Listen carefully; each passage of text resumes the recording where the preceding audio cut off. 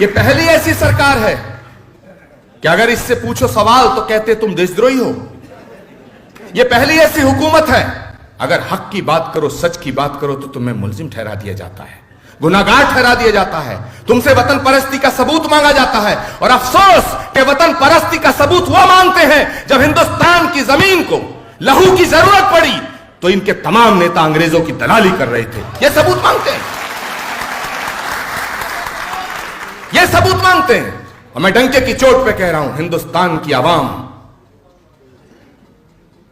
इनका तख्ता पलट करने की फिराक में है। वक्त आने दो, वक्त आने दो। लेकिन आपसे हाथ जोड़ के निवेदन फिर करके अपनी बात को खत्म करूंगा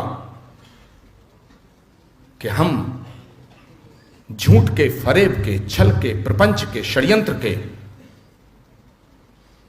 जुल्म के खिलाफ हैं। हमारा मकसद किसी धर्म के खिलाफ होना नहीं है। हमारा धर्म, हमारी संस्कृति, हमारा संविधान यह सिखाता है कि भारत एक धर्मनिरपेक्ष राष्ट्र है। और धर्मनिरपेक्षता का मतलब यह नहीं है कि हम किसी धर्म के पक्ष में हों और किसी धर्म के खिलाफ हों।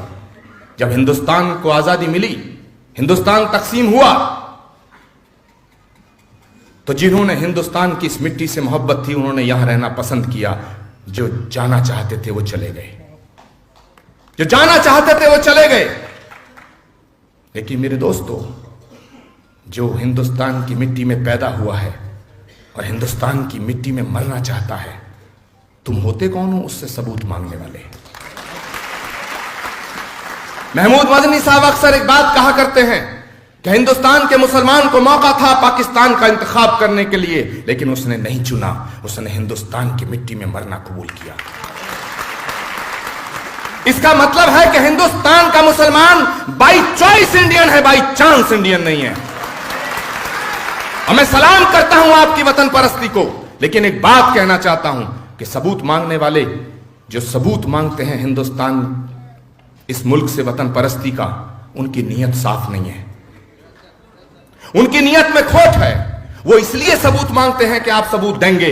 मैं इस मंच से कहना चाहता हूं, तारिक अनवर साहब कौमी तंजीम के इस मंच से, मुकद्दस मंच से, पवित्र मंच से और देशभक्त मंच से कहना चाहता हूं कि किसी मुसलमान को अपनी वतन परस्ती का सबूत देने की जरूरत नहीं है। मुसलमान होना ही वतन परस्ती का सबसे बड़ा सबूत है, सबसे बड़ा सबूत है।